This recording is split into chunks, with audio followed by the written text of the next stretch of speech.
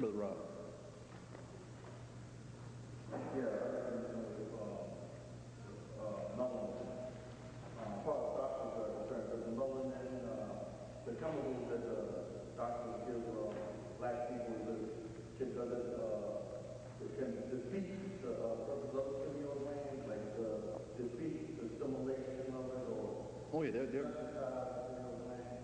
And also, what can how can we change our diet or our eating habits or anything that we recommend that would help stimulate the pineal gland? yes, very, very important. There are many conditions that can certainly decrease pineal gland function. Many of the tranquilizers, for example, do so by decreasing the duration of melatonin release and the amount of melatonin release, so that your tranquilizers, your Valium, Xanax will do that, alcohol will do that. Questions about high carbohydrate diets or frequent feedings of a lot of starches, for example, may also play a role with that. In terms of those conditions that will increase melatonin production, fasting will probably tend to increase it. Exercise will also, to a degree, will also promote melatonin release to a degree. So a person can, quote, run and get that runner's high and be immune to the pain of the run, of lactic acid buildup.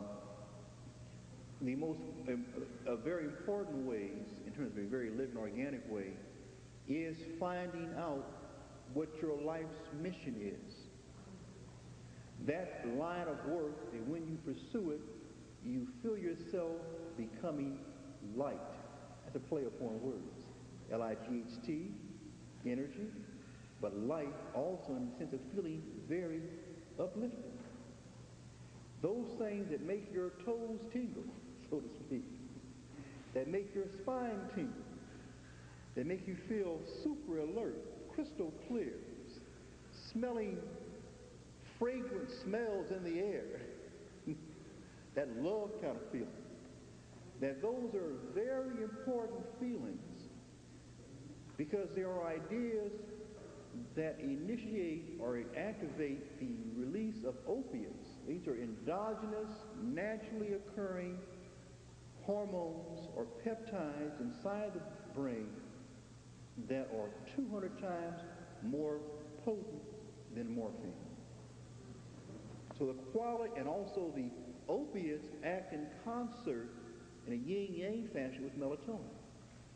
So the quality of your thoughts, and by this sense, quality relates to your pursuing a line of creative work that is the thing that you were put here to do. It's your thing. The thing that you do not well, but brilliantly, without much effort. But then as you get into it, you have to do a lot more effort because that's your call, and you're supposed to raise it to a high level of perfection. So again, also those same kind of high-tone feeling thoughts occur in the quality of the interaction between a man and a woman. We know that. Between a parent and a child. And between fellow Africans in their communities. In other words, there's the pursuing of one's own mission, but also the maintenance of one's own family. And also said that the woman is a mirror of a man's soul, and the man is a mirror of the woman's soul. A woman can tell the man about his hidden other sides and what he needs to tighten up on, in the same fashion that a man can tell a woman about her stuff. The question is, do it gently. But you didn't listen to me. Do it gently, I'm told. And at the right time. But this notion of thoughts, the thoughts actually change the physical body, because as you pursue these thoughts and move on to progressive higher thoughts, the pineal gland will increase its hormonal amount of release. The other glands that it controls, the so-called growth hormone that controls bone structure, fat distribution, That also changes. So the quality of one's thoughts changes the shape and appearance of the physical body. That was also known. Sound, food, magnetic fields. But the one that I've seen, again, the one that I've seen really, really work, are the quality of the thoughts. Food. Food is not only light. Light is a kind of food.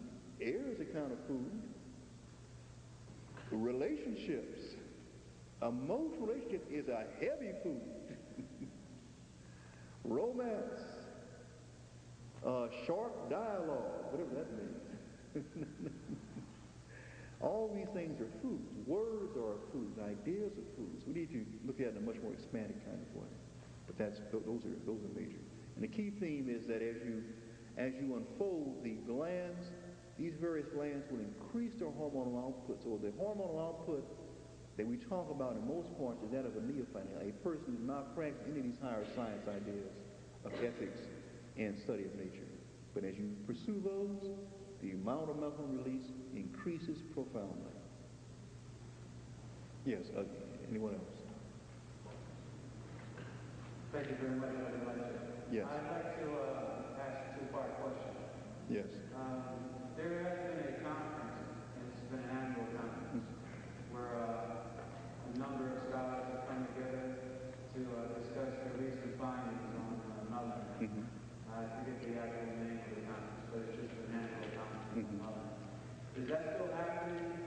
That's the first part of the question. Well, I'm the president of that group, so I should know. The name of the group is the Kimware Science Consortium, and they have met every year, including this year.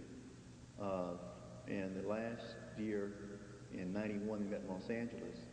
And they usually meet sometime in April. And this year, because of low finances, and I've also, because we didn't manage the group correctly, I take responsibility for the management of it, and also the mismanagement of it. The group met in a small conference in Memphis, Tennessee. And they will hold another national conference again in April of next year, '93, yet to be defined its location. But until then, they're having several mini conferences, like 2-day conferences, in which a local group will host the national group to come and give its presentations. And so that the next mini conference will be next Friday and Saturday and Sunday in Oakland, California. And then the one after that will be, I think, the last weekend in September in Baltimore, Maryland. And then maybe one after that, I'm not certain as to where, and then there will be a big one again in April of '93. So how will we get information on attending? Well, I'll certainly make it available to sisters and brothers who are hosting this affair here. I'll certainly make that available. And the address, I can give you a general address at the end of this that you can write to in terms of Oakland, if you want to have direct contact. Or you can also, I'll give you my address as well if you want to stay in direct contact. And the second part of the question is, could you give us a brief synopsis of the state of melanin? I know during the conference there's always a lot of new information that's being brought out. Yes. Could you give us a highlight? Now, the highlights, I guess in terms of there are different specialists. I specialize more on the pineal side.